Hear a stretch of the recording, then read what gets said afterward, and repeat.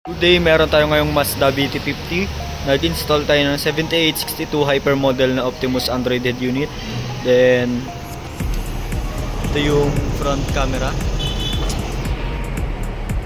Ito yung side.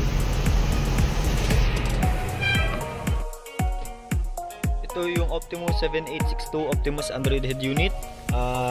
Naka-install sa Mazda BT50 with 360 camera. Yung 360 camera natin, meron siyang auto trigger na tinatawag pag ang takbo mo ay 20 kph below. For example, pag nag-signal light ka, left signal, right signal, hazard, then priority ng trigger natin yung reverse camera. Ayan.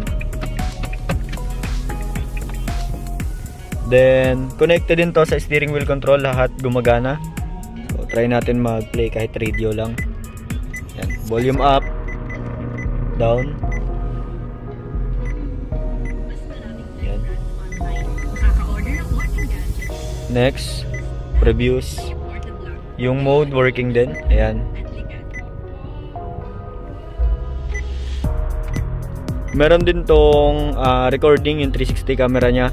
Magsasalpa ka lang ng USB or flash drive. So ayan. Meron ding built-in manual or operation guide na built-in sa head unit. So from home papunta dito sa pinaka picture viewer. So step by step meron siyang guide.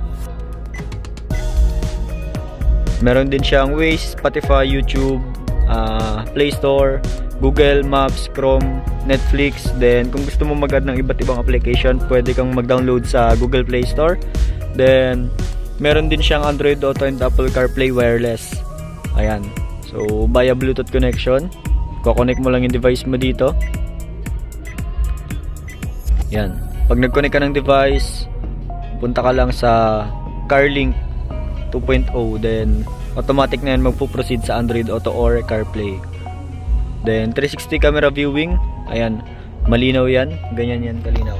Ayan. Front cam, rear cam, left and right. Ayan. Then ayan yung icon ng recording.